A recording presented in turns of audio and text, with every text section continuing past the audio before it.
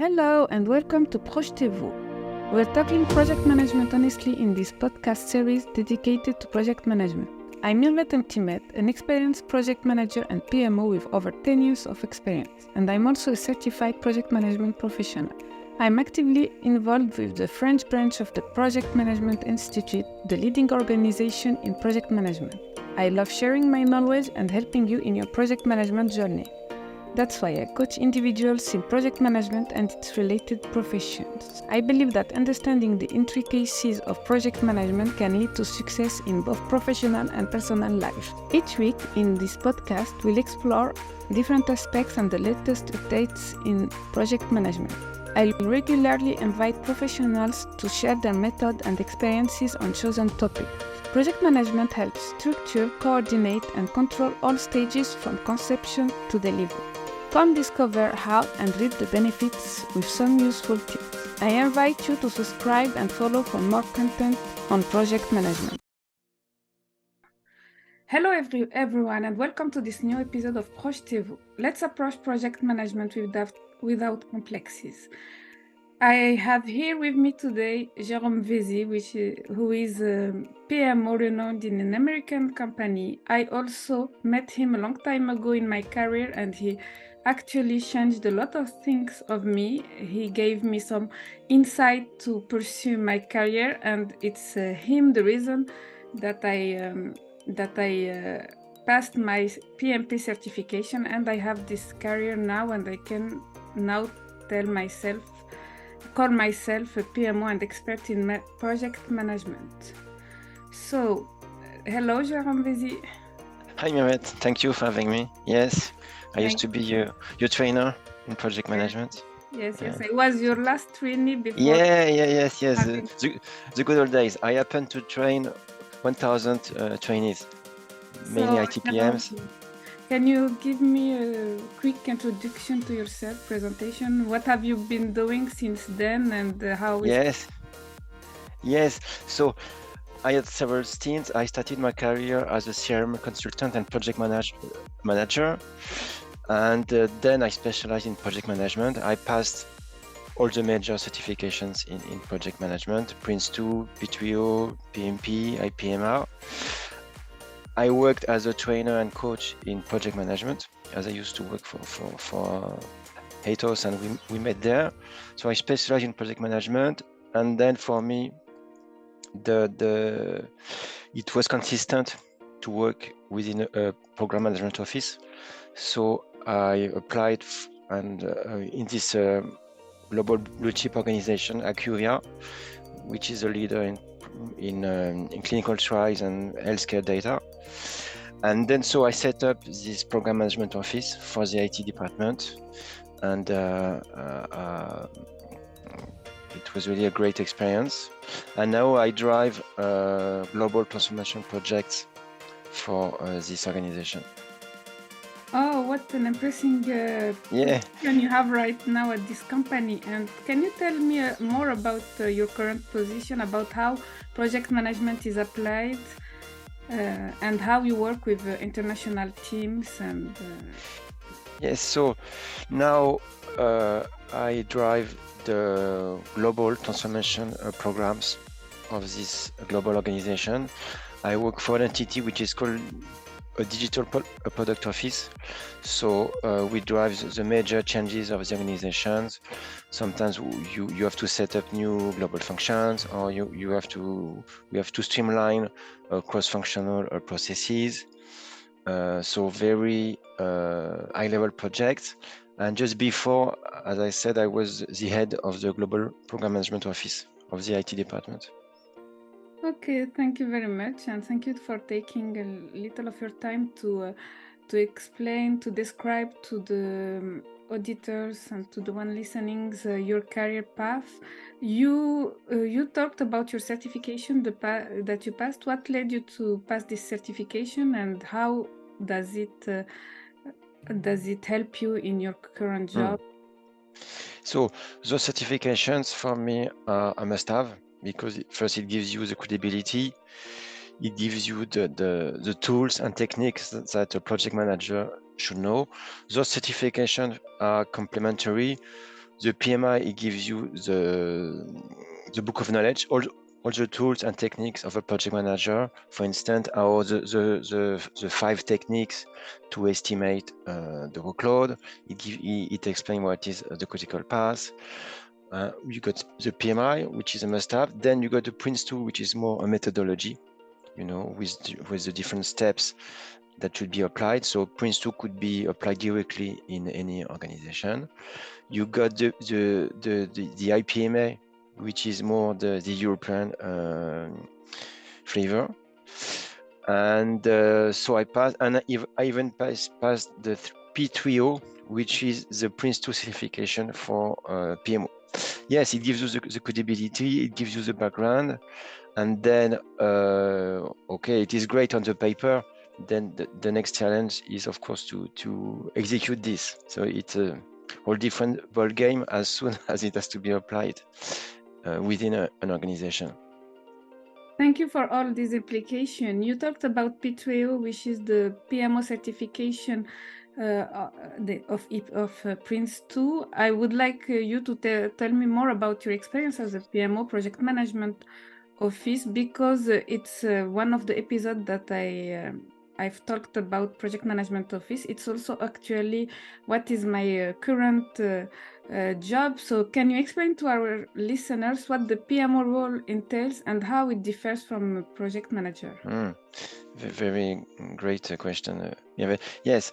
So first, the PMO function is not so well advanced or mature. Okay, if we talk about a chief finance officer or an accountant, we all know what it is. So PMO can have different meaning in different organizations. First, there are 2 main meanings of a PMO. It can be seen as someone who brings support to the project manager, who is there to update the risk registers, the issue registers, who is there to update the PPM tools. Okay, it can be seen in this role of support.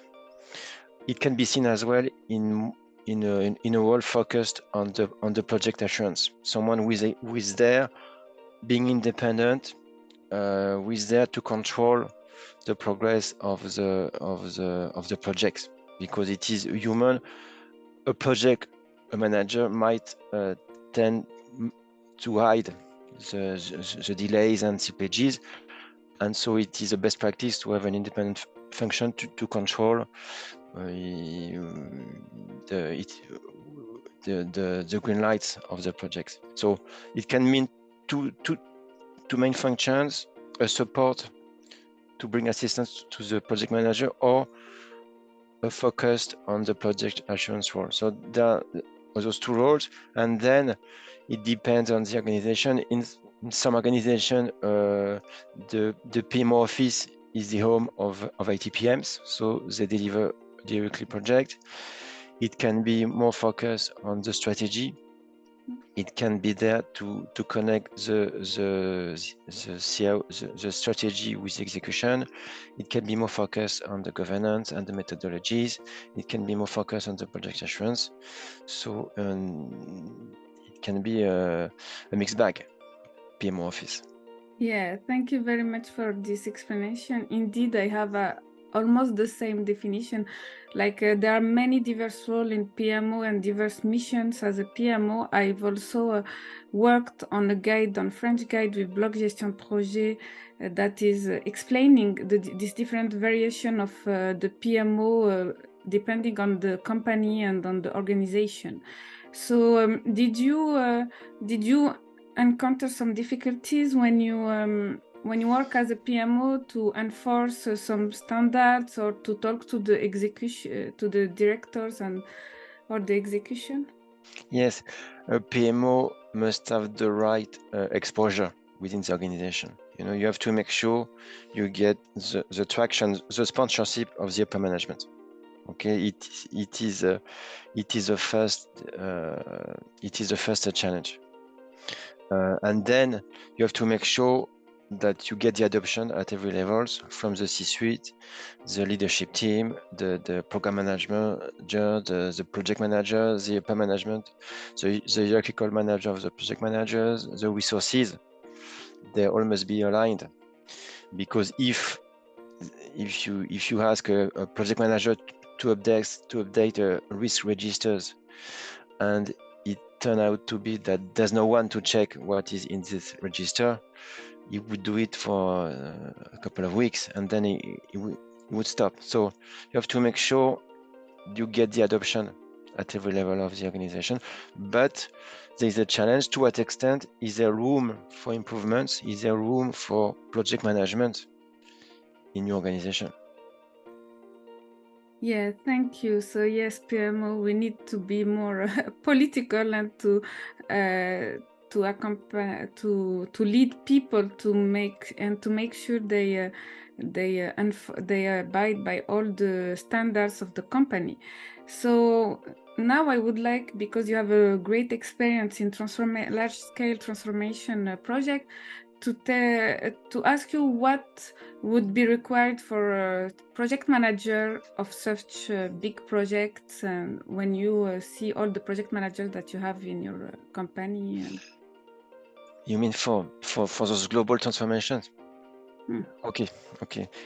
Yes, you spot on. That great question. So for those big global transformation projects, what is key is of course to go beyond those local, regional roadblocks, because often when we say global, no one is global in an organization. So you have to go beyond those local pillars, regional pillars, and to make them collaborate together on a global level. Okay, which often is a challenge for those people who are either with a local function or regional function. When you want to talk global, they would tell you, no, I'm not global. I'm US, I'm France, I'm EMEA. So it's really a matter of making them collaborate together, to be able to, we use this word orchestration, to orchestrate at a global level. Okay, thank you. In the project you've led and you managed, which kind of methodology do you apply most of the time, or do you have some scaled framework? Yes, so of course you do your best to define a framework. The focus often should be on the initiation stage. Often it is often the case that project teams skip to some extent the initiation, and they focus directly on the design stage. So while the initiation phase often is key to conduct risk assessment, to build a master schedule, and so on. So the first focus should be on the initiation phase, and then according to the needs of the project teams, you can focus on more on the risk assessment. You can define high-level milestones, high-level standard milestones, so that we can all speak the same languages. And of course, your project should be baselined, so that we can see the deviations, and the slippages. So a couple of best practices, but that should be, don't try to boil the ocean here. Start small, baby steps, and keep in mind this question: to what extent the organization is able to adopt those changes. To what extent is there room for improvement and room for project management, or the risk should be to generate resistance of the organization. You see? Yeah, I So totally agree with you on the point of the initialization part. I feel like many projects they really skip this part, but it's very important. And sometimes I had to end some projects because the perimeter, the scope was not well communicated in the beginning, and what the client thought is different than what the direction yes, thought and what the project team thought. So a good kickoff with a good maybe a project charter or a good project management plan, I think, is a way to avoid many problematics in the future. To also, as you say, to compare with the baseline, to see what are the delays or what are the budget derivations to notify and to be able to alert very quickly. And yes, of course, yeah, as you said, so sometimes a project is like 3 or 4 years, it's a big mountain, so maybe it's an important advice to tell people to not already thinking about the whole mountain, but just to take it step by step, and it will go better. That's how also adaptive methodology as agile has begun to expand in the companies and in the organization. Thank you very much, Jérôme. Do you have other words that you want to share with us, because you're an experienced PMO and project manager? So I think that many people less experienced and or that want to become a project manager or PMO would like to hear. yes. So be passionate about project management as I am. Project management is there to bring changes in organizations, and so it is really a key function. So be a project manager. Start by being a project manager. It will enable you to be visible, to make an impact, which is always great in an organization. Yes, I think so too. That we have the same passion or the same way of thinking about organization and project management.